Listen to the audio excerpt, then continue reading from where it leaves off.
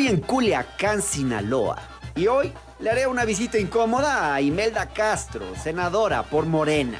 Imelda es una militante de izquierda desde hace muchos años. Una militante que ha acompañado y sigue acompañando causas progresistas como la despenalización de la marihuana y del aborto, los derechos de las mujeres, de las personas LGBT. Recientemente, Imelda ha presentado iniciativas de reforma de ley para que las mujeres tengan acceso gratuito a productos menstruales y que las infancias trans de todo México puedan cambiar su nombre y sexo en documentos de identidad, como el acta de nacimiento. Imelda Castro inició su carrera política como militante del PRD en 1989. Fue diputada local en Sinaloa en 2 ocasiones y presidenta de este partido en su estado, Sinaloa. Imelda se incorporó a Morena en 2017 y llegó al Senado un año después, donde ahora es presidenta de la Comisión Bicameral de Seguridad Nacional. Hoy vamos a hablar con Imelda Castro sobre el problema del narcotráfico en Sinaloa, la despenalización de la marihuana, sus iniciativas para apoyar a las mujeres y a las infancias trans, el asesinato de Javier Valdés, entre muchos otros temas. Acompáñenos en este recorrido con Imelda Castro en Culiacán, Sinaloa.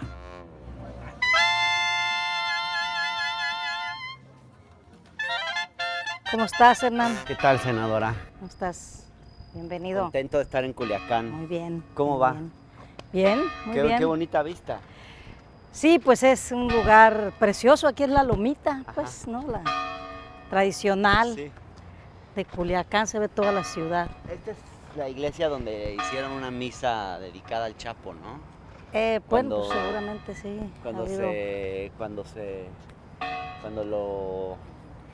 Cuando lo liberaron o cuando se escapó o algo así, ¿no? Es famosa esta Sí, iglesia. yo creo que es cuando se escapó, seguramente. Sí. Oye, senadora, ¿cómo es, digamos, representar un estado como este? Siendo tú una mujer de izquierda, progresista, y al mismo tiempo, pues, siendo un estado rico, ¿no? Uno de los estados más ricos del país, ¿no? Pues sí, Sinaloa es una tierra de gente muy trabajadora, es decir, no es un tema discursivo, ¿no?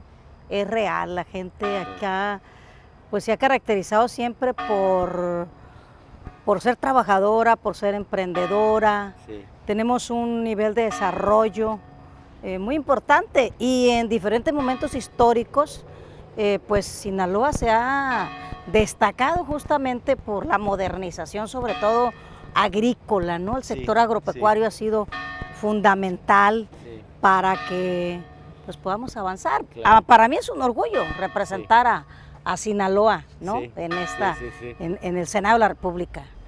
Ahora, el hecho, por ejemplo, de ser un estado con... Pues aquí hay empresarios muy poderosos, ¿no?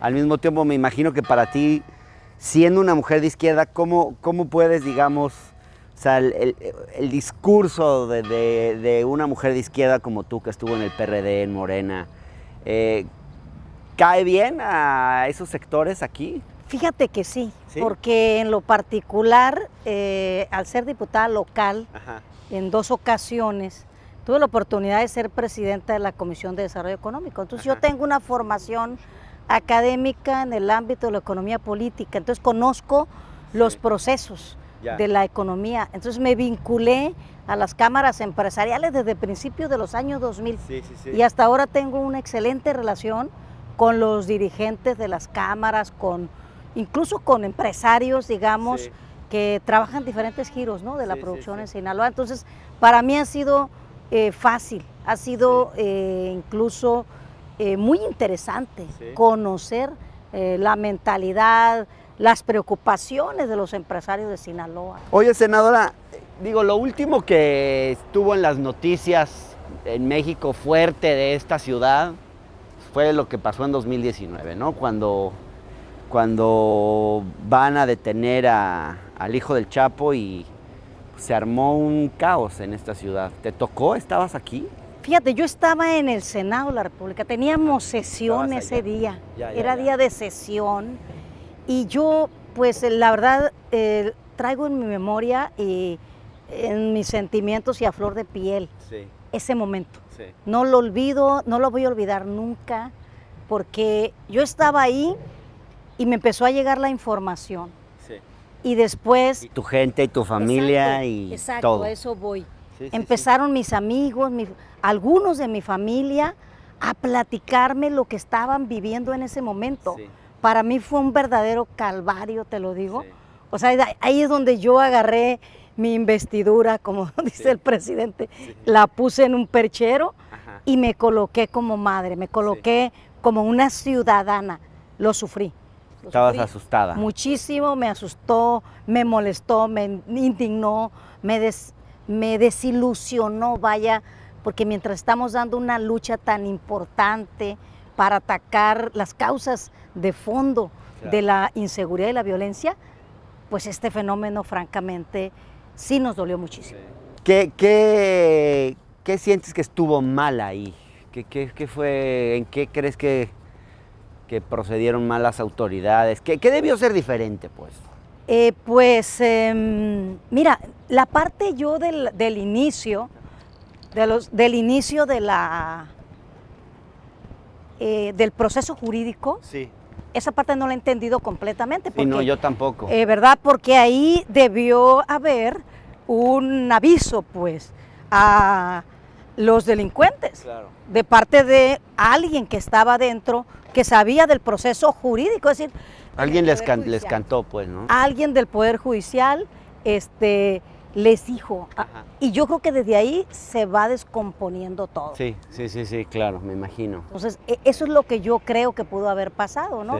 Sí. Y lo demás, pues ya es bastante conocido. El presidente, pues él reconoció que dio la orden, y esa parte también te digo, yo como sinaloense, me queda perfectamente claro. Fue correcto lo que hizo el presidente, y no por lo que yo pueda decir, solo como sinaloense, sino porque las encuestas lo dijeron en su momento. ¿No? O sea, había que salvaguardar la vida de la gran mayoría. Y sí estuvo en riesgo la vida de mucha gente. Claro. O sea, eso nos consta a nosotros como sinaloenses. Entonces... Oye, senadora, tú tienes una agenda, digamos, pues progresista en muchos temas. Yo me puse a ver temas que has presentado, pues está desde este tema, por ejemplo, reciente que presentaste sobre las infancias trans, el tema de la marihuana que generó mucha controversia, digamos, es como tú sientes que has podido en el Senado avanzar una agenda, digamos, progresista y de izquierdas, que han avanzado esos temas. Esos temas son un poco difíciles en el sentido de que hace falta un mayor compromiso. Lo digo claro, de Morena. Necesitamos platicar, discutir más qué queremos para el país, porque la agenda progresista implica, hay temas que sí han caminado, ¿no? En la propia concepción, en las ideas de los senadores, de las senadoras, el tema, por ejemplo, el derecho de la mujer a decidir sobre su cuerpo, o el tema del aborto, creo que ese ha caminado mucho más en la concepción del morenismo en el Senado. Pero el tema en general de la diversidad sexual, ¿no? Y en este caso lo que tú dices, las infancias trans, pues es también otro tema de derechos en donde los menores deben de tener su derecho a decidir cambiar, pues, ¿no? Cambiar, es que yo he visto a la derecha muy preocupada por ese tema. Muy preocupada. Pues ahí está la iniciativa, nosotros queremos también abrir brecha. ¿Cuál es la idea con este tema? La idea principal es que las personas menores de edad tengan el derecho por la vía administrativa, para decirlo llanamente y la gente nos entienda, a cambiarse de nombre. ¿A partir de qué edad, digamos? Pues menores de edad, o sea, de 16, no tiene ahí una edad, ¿no? Pero o sea, los 12 años, 13 años. Sí, porque incluso hay amparos que han ganado, por ejemplo, un niño de 9 años, ¿no? Es muy difícil explicarle a la gente este tema, ¿no? Porque Incluso el tema trans, mucha gente no lo entiende, es como complejo, ¿no? Sí. Pues como lo era al principio el matrimonio igualitario. Sí. Acordémonos que se empezó con aquellas sociedades de convivencia en la Ciudad de México hace, ¿qué? Unos 10 años, 15 años. Y ha ido evolucionando. Y ha ido evolucionando. Ahorita Claro. toda la gente, o la mayoría de la gente ya lo ve como, sí. Es un derecho de las personas tener el acceso al matrimonio igualitario. Entonces así vamos a ir con el tema trans. Yo creo que poco a poco vamos a ir avanzando en el reconocimiento de los derechos. Porque además hoy tenemos infancias muy distintas, adolescencias muy distintas a las que fueron tu generación, mi generación, y mucho más la generación de los que hoy están legislando. O sea, pero básicamente tú crees que alguien que, digamos, que nació con lo que se dice un sexo biológico de niño y se identifica como niña puede cambiarse el nombre y reasignarse, hacerse una reasignación de sexo, o cuál es el planteamiento? Sí, porque de hecho está demostrado a través de los estudios, los sondeos, las encuestas que han hecho las instituciones de México, en donde la mayoría de los niños y niñas o adolescentes, se identifican.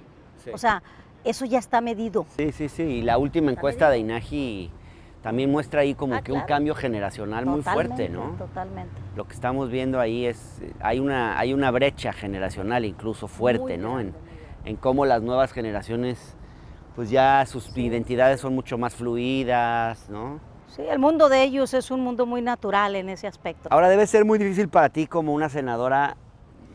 Yo no sé qué tantos senadores y senadoras entiendan el tema y lo quieran promover, ¿no? Debe estar dando a veces batallas difíciles, ¿no? En el Senado. Sí, es un tema que todavía, como decíamos, no tiene ni siquiera, no digo el consenso, es obvio, ¿no? Pero no tiene ni siquiera una mayoría adentro de Morena. Claro. O sea, eso tenemos que reconocerlo. Por eso te digo, necesitamos mayor diálogo, mayor reflexión y sobre todo, pues mayor conocimiento de los tiempos que estamos viviendo.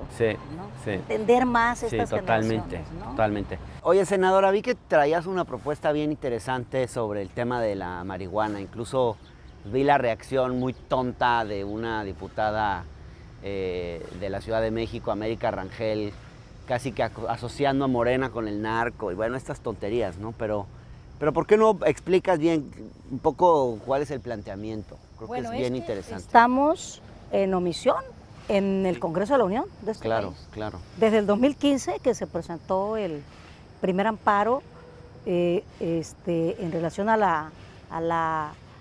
tema de la prohibición del consumo de la marihuana. Luego, después en el 19 hay una definición de la Corte de mandatar a legislar, ¿no? Y en ese marco es que el Senado de la República pues trabaja con consultas, parlamentos abiertos, etcétera. Y luego había 18 o 20 iniciativas en el Congreso de la Unión, bueno, en el Senado en particular, y se legisló, se hizo una propuesta. Bueno, en ese debate es que yo planteo el tema de que los productores pequeños de la sierra de Sinaloa, en particular, bueno, Badiraguato, Mocorito, Concordia, Choix, toda esa zona que ha sido estigmatizada históricamente, que en la Operación Cóndor y desde los años 70, los años 80, pues ellos fueron la parte de la cadena más débil, es decir, no solo estigmatizados, penalizados, mientras el narcotráfico como tal, y particularmente la marihuana, pues siguió su curso, pero los grandes afectados, los que han pagado el pato en toda la historia en Sinaloa, son los pequeños productores. Bueno, ahora que se está viendo este tema de la legalización, de usarlo para la medicina, etcétera, o aprovechar todas las cadenas productivas de la cannabis, pues entonces tenemos que poner en primer plano a quienes han sido estigmatizados, a quienes han sido... ¿Y qué es lo que, cómo te imaginarías, digamos, una regulación, y especialmente en el caso de Sinaloa, que tú representas y conoces tan bien, cómo te lo imaginarías ya operando, digamos, así ¿cuál sería tu idea? Claro, en primer lugar tenemos que recuperar en la legislación el instituto de regulación. O sea, debemos tener un instituto, no es, desde mi punto de vista, la comisión que está queriendo tratar esto en la minuta que tiene la Cámara de Diputados, pues no tendría esas facultades. O sea, ocupamos que el Instituto de Regulación o que el Estado mexicano, vaya, le dé licencia, o sea, le otorgue licencias para producir, sobre todo para producir a quienes ya han producido, ¿no? Porque ellos saben cómo es el tema del negocio, nomás que pues era un negocio, o es todavía un negocio ilícito. ¿Pero lo estás pensando solo para la marihuana o para otras? No, bueno, en este caso estamos hablando, desde mi punto de vista, pues el tema del cannabis, ¿no? Cannabis. Cannabis. O sea, no irías más allá del cannabis. Bueno, hay que empezar a discutir el resto de la legalización del consumo. Yo estoy por la legalización general, ¿no? Sí. Total, pero el tema de la marihuana, pues es lo que nosotros conocemos, pues acá en nuestros estados, en Sinaloa, pues sabemos la historia que hay ahí de represión, de mucho daño a las familias y a las comunidades de la Sierra de Sinaloa, que hoy tendrían la oportunidad con esta legalización pues de mantenerse en la cadena productiva, pero dentro de la legalidad. Ahora, yo las veces que he estado en Culiacán, pues siempre he sentido que pues la sociedad, como otras sociedades en México, pero ya el tema del narcotráfico es parte del día a día. O sea, la gente de aquí sabe quiénes son, en qué están, quiénes son los que lavan dinero, quiénes. Esa es la economía real, esa es realmente, y otra es la que tenemos y hay otra como que de ficción, ¿no? ¿Cómo es esa parte, digamos, de una sociedad como esta? Porque, digo, por un lado no queremos estigmatizar, ¿no? Desde luego que no. Pero por otro lado, también hay que hacernos cargo del nivel de penetración que ya tiene el asunto. ¿Qué hacer ante eso? Pues mira, hay que conocer también otras experiencias, ¿no? En América Latina. Ahorita pues ya tenemos el caso de Colombia, pues con una fuerza política y un liderazgo distinto, ¿no? De izquierda, que puede abordar. Bien interesante lo que está planteando Petro, ¿no? Claro que sí. Entonces, ellos han vivido, Colombia vivió mucho antes que México esta situación de esa imbricación, de esa especie de zona gris. Es decir, aquí en Sinaloa hay una zona blanca, hay una zona gris y una zona negra. Pero la zona gris es la más grande. ¿Cuál sería la blanca, la gris y la negra? La blanca es, vamos a decir, la sociedad que no tiene ningún vínculo de ningún tipo, ¿no? O sea, los profesionistas, toda la gente que está trabajando, que es grande. Sí. Hay una zona gris grandísima, que creo que es la más grande, en donde conscientemente, por acción o por omisión, o involuntariamente por acción, están involucrados, pues, algunos con la conciencia de su ilegalidad, pero otros que en realidad pues están dentro de las cadenas productivas del Estado, ¿no? Y la zona negra, bueno, es esa parte muy pequeña que son justamente los que se dedican a esto. No, es bien interesante cómo lo planteas, pero con esa zona gris, ¿qué haces, por ejemplo? ¿No? Porque ahí pues es gente que de alguna forma participa, tampoco los puedes acusar y no sirve de nada, o sea, hay que cambiar algo mucho más a nivel sistema, ¿no? Es un cambio de fondo y es un cambio lento, es un cambio que va a durar años porque implica ir desarticulando, ir limpiando, o sea, ir blanqueando, por decirlo así, pero en el buen sentido de la palabra, toda esa zona. ¿Y cómo se va a hacer? Como lo está haciendo el presidente López Obrador. Por ejemplo, mucha gente no ha entendido muy bien ese tema de los programas sociales, pero Sembrando Vida en la Sierra de Sinaloa está contribuyendo enormemente a limpiar esta zona gris, de manera muy importante. Entonces hay que hacerlo, hay que desarticular esas cadenas, pero hacerlo desde la economía, desde la política social y obviamente también desde la parte punitiva, ¿no? Pero no podemos apostarle todo a la cuestión punitiva. Claro, totalmente.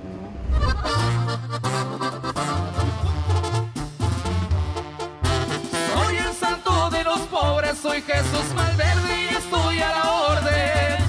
Tengo mucho muchas peticiones y unas son anónimas y otras tienen nombre.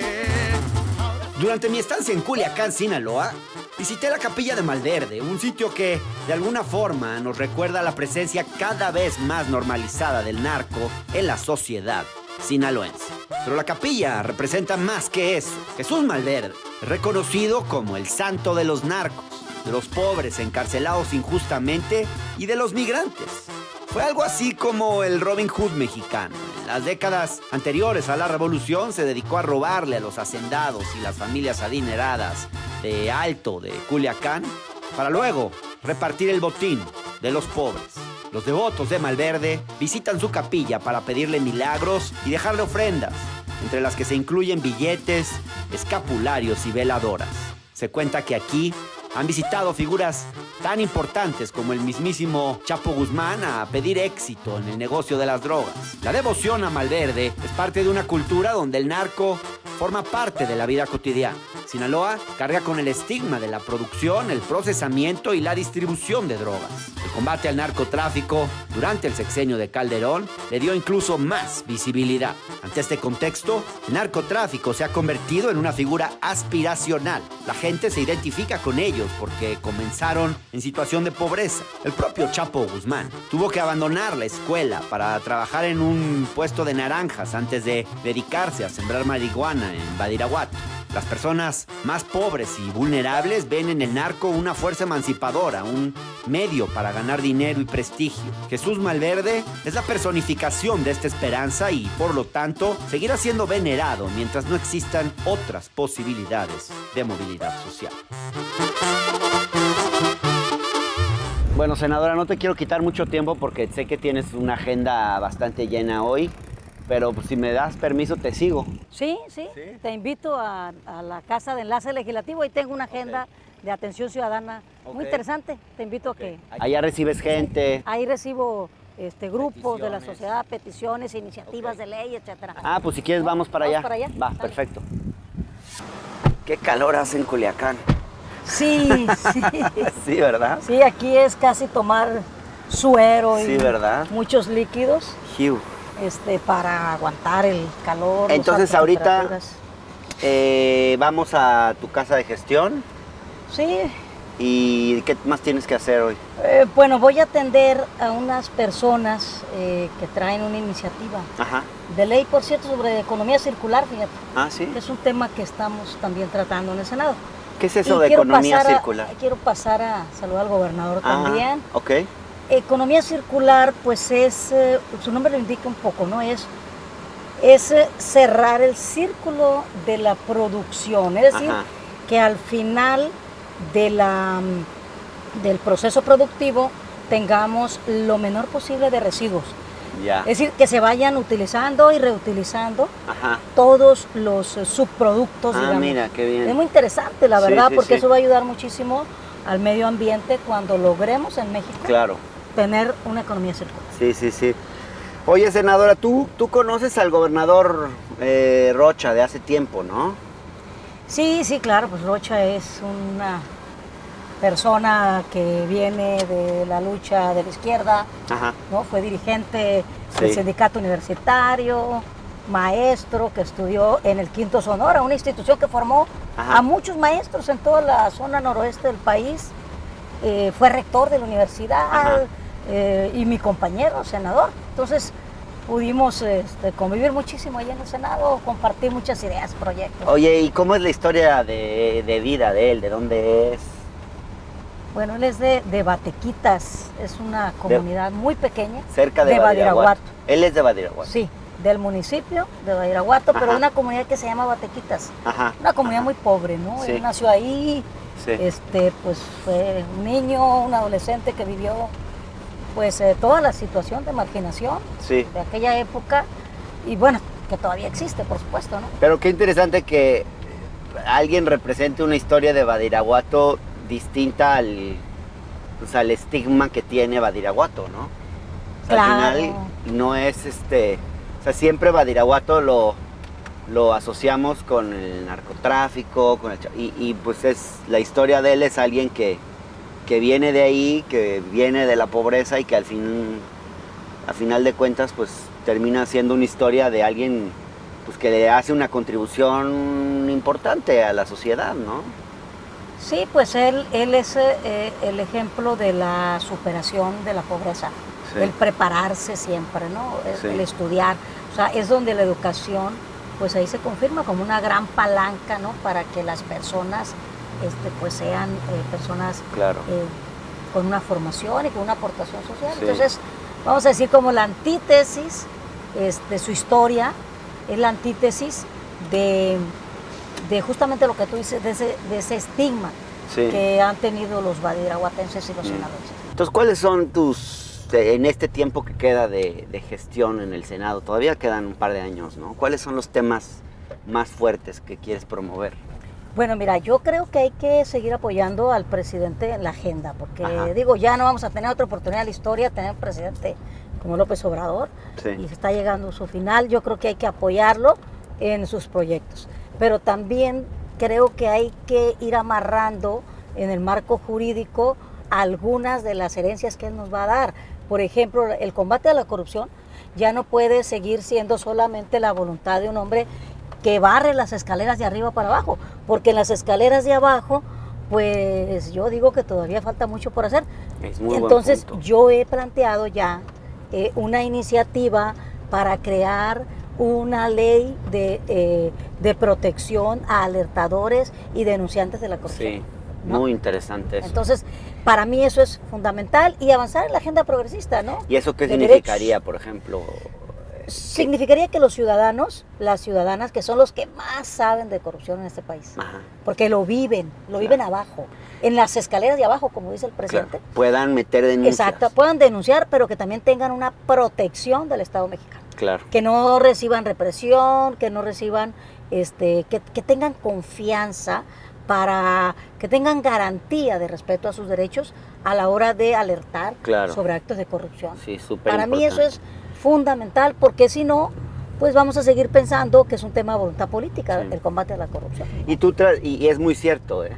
Tú traes el tema del Poder Judicial también, También, has hablado, y es un tema que para sí. mí es bien importante porque siento que es una de las omisiones de la 4T, como que no ha habido no se le ha puesto mucha atención al tema del Poder Judicial. Es algo que se ha estado dejando Ujú. para más adelante, siento, ¿no? Sí. Porque también es cierto, no se puede ir al mismo tiempo desmontando todo No, claro. el viejo régimen, ¿no? Sí, Entonces, sí. Pero sí es un poder muy opaco el Poder Judicial. Sí, ¿no? sí, Hay totalmente, mucha corrupción Sí, y yo creo que la reforma que se ha hecho no ha ido demasiado lejos.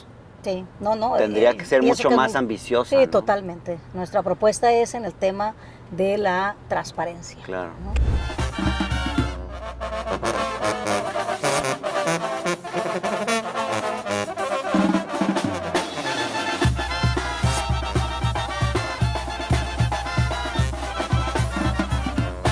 Pues aquí vamos a ir a la casa de gestión, a la casa de enlace Ajá. legislativo. Aquí Todos los estamos. senadores tienen una. Sí, claro, todos los Ajá. legisladores, de hecho, debemos Sí. de tener una casa de gestión. Aquí está Colonia Almada, la calle Juan José Ríos. Y aquí tú atiendes ciertos días de la semana. ¿Cómo funciona Pues esto? mientras no estoy en el Senado en sesiones, Ajá. pues aquí estoy, sobre todo los viernes, ¿no? Porque Los viernes. los lunes, los viernes, y cuando no hay, Ah, es aquí. sí. Ajá. estamos. Ah, ya. Y bueno, fue así como acompañé a la senadora Imelda Castro a su oficina de enlace legislativo para reunirse con un grupo de ambientalistas que promueven temas de economía circular.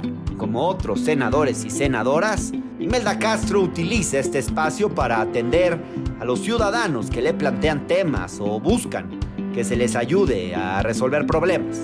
Hoy les tocó el turno a este grupo de ambientalistas, pero en realidad por esta oficina pasan todo tipo de personas que le plantean toda suerte de inquietudes, desde activistas preocupados por los feminicidios hasta temas de acceso a la tecnología o derechos de los animales, por mencionar solo algunos temas. La senadora los recibe, platica con ellos y se lleva lo que aprendió al Senado para aterrizar las propuestas de los ciudadanos en iniciativas de ley.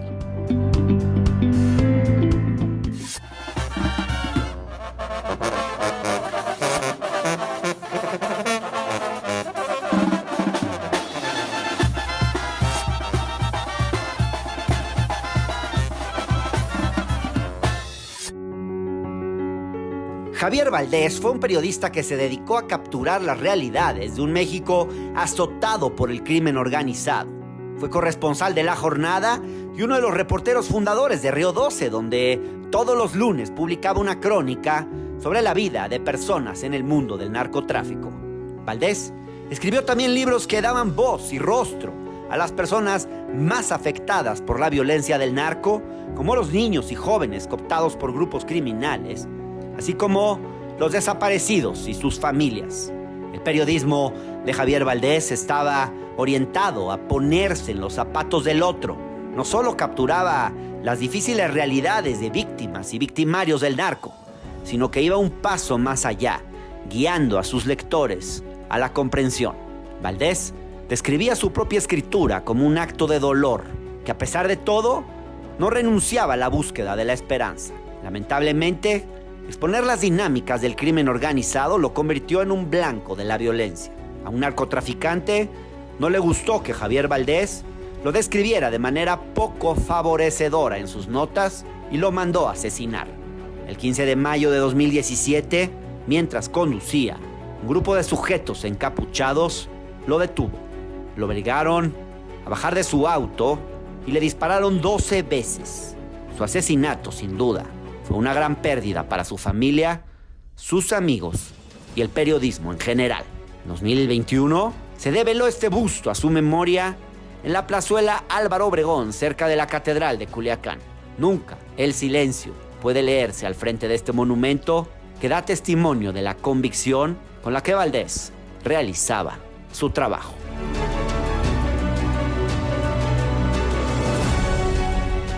Pues yo quería que viniéramos aquí porque yo sé que tú fuiste muy amiga de Javier Valdés. Sí, el gran Javier Valdés, sí, como no, fuimos amigos, compañeros de... Ajá. Pues él fue un hombre de izquierda, ¿eh? Fue desde muy joven, fue candidato, de hecho, de lo que fue el Partido de los Trabajadores, Ajá. el PRT, Ajá. Partido Revolucionario de los Trabajadores. Fue candidato, de hecho, él representó... Tenga la capa que no te dé el sol, senador. Sí, él representó un movimiento de jóvenes, de los cholos. Él no era cholo, ¿no? Ajá. Pero de colonias populares, de los años 70, 80. ¿Y ustedes cómo se conocieron? Fíjate que yo lo conocí a él ya como periodista. Ajá. Como periodista, es fundador de Río 12. Sí, ¿te entrevistó? Sí, en varias ocasiones platicamos. Yo leí algunos de sus libros. Incluso me entrevistó para algunos de sus libros. ¿Y cómo lo recuerdas, Pues como un hombre muy solidario, súper solidario en lo personal, con la familia. Le gustaba mucho ir a cazar, digamos, historias de la gente, incluso en los mercados, ahí en el Guayabo ni se diga, ¿no? Ajá. En la cantina, que siempre iba a comer pollo asado con cerveza, y ahí escribía mucho. Javier también escribía en un café que está por aquí, que es era el Bistro, ya lo cerraron. También él ahí escribía. Le gustaban mucho las historias de los mercados, de los lugares de mala muerte, como decía él, de las madrugadas, de las noches. Muy bueno Javier. Yo creo que fue un gran poeta, ¿no? ¿Cómo sientes que está hoy el ambiente, digamos, aquí en este estado para el periodismo? ¿Sigue siendo un trabajo de mucho riesgo? Pues yo creo que sí, el periodismo en México es una actividad de alto riesgo, sobre todo los periodistas como Javier Valdés, que andaban en la calle, o sea, los periodistas de a pie, de los periodistas que reportan el día a día, de la vida que sucede, pues, que se da en la sociedad. Sigue siendo un lugar de riesgo, no tanto Sinaloa como tal, en términos generales México, ¿no? Hay mucho que hacer todavía en ese tema. Oye, tú presides una comisión que es la Comisión Bicameral de Seguridad Nacional. Sí. ¿Qué se ha hecho ahí? ¿Qué hace esa comisión? Pues mira, ya casi tengo un año, ¿no? Ajá. De presidir esta comisión bicameral como su nombre lo indica, pues es una comisión donde hay diputados federales. Sí. Y Del Senado, bicameral quiere decir que es del Senado de las dos y de la cámaras. Cámara, ¿no? Así Sí, es. sí, sí. Entonces es una comisión muy especial, evidentemente, digo es ordinaria, pero me refiero a especial en el sentido de que si tú sabes bien que al legislador, a la legisladora no se le puede reconvenir nunca, pero excepto en el caso de los temas de seguridad nacional, ¿no? Entonces es una comisión pues que trabaja en un nivel importante de secrecía. Yo encontré esa comisión con muchos problemas de regulación. Necesitamos regularla principalmente en dos aspectos. Una, necesitamos reformar la ley de seguridad nacional, en armonizarla con la reforma que se hizo con la ley orgánica de la administración pública, ¿no? Por un lado eso, necesitamos que se cumplan muchos de los planteamientos que tiene la ley de seguridad nacional, por ejemplo, el tener un plan nacional o un plan de seguridad nacional, ¿no? También se ocupa una reforma al interior del Congreso General, a la ley orgánica del Congreso General, para darle una mejor regulación. ¿Qué está pasando con la seguridad? Porque pareciera que, pues digo, en general, ¿no? Que es el gran tema pendiente y que pues que no se está logrando combatir el problema, ¿no? Es muy poco lo que, digo, en mi opinión, ¿no? Lo que realmente se está pudiendo hacer es muy poco, ¿no? O sea, se detuvo, digamos, pues cómo iba la línea, ¿no? La tendencia, pero siguen muy altas, ¿no? Sí, claro, los homicidios, claro, sobre todo, ¿no? Claro, este es un tema profundo, que tiene décadas, como sabemos, de irse acumulando el tema de la impunidad. Sabemos de las complicidades que hubo entre el aparato de gobierno de distintos niveles con el crimen organizado. Entonces, desmontar toda esa estructura que se dio, esas relaciones, pues no va a ser fácil. Ahorita, como bien lo dices, estamos avanzando en parar la tendencia de la impunidad, en parar la tendencia de homicidios dolosos, de otros delitos, pero creo que ese es un tema que también nos va a llevar mucho tiempo, ¿no? O sea, yo tengo muy claro que lo que el presidente ha hecho tiene que ver más con las causas de fondo, las causas estructurales de la violencia, pero pues falta mucho todavía por hacer. Y no creo, fíjate, que sea mucho un asunto legislativo. Me parece que es más seguir trabajando en la misma... ¿Y crees que ha habido una estrategia? Porque yo veo, por ejemplo, pues el tema de la llamada militarización, que bueno, hay opiniones a favor, en contra, pero más allá de si militares o no, a veces yo me pregunto si hay realmente una estrategia bien pensada para el tema de la inseguridad, digamos, en el mediano y corto plazo, siquiera. O sea, a mí me parece que más allá de que los militares estén en las calles, ha faltado una estrategia. Bueno, mira, nosotros como Senado aprobamos, porque es una facultad exclusiva, aprobamos la Estrategia Nacional de Seguridad en el país. La aprobamos hace unos 2 años y medio. Yo creo que ya es tiempo de revisarla. Yo comparto su opinión, es tiempo de evaluarla porque además es nuestra función. Ahora, como órgano, el Senado, pero en lo particular yo, que he analizado mucho estos temas, sí estoy convencida que es correcta la estrategia del presidente. ¿Sí? Estoy convencida porque está atacando la parte profunda, que es la participación de los jóvenes en las cadenas de la delincuencia organizada. Lo conozco como sinaloense. O sea, ¿tú crees, por ejemplo, que estamos quitando a los jóvenes? Que el programa Jóvenes Construyendo el Futuro está sacando a los jóvenes de la delincuencia, por ejemplo? Totalmente estoy convencida de eso.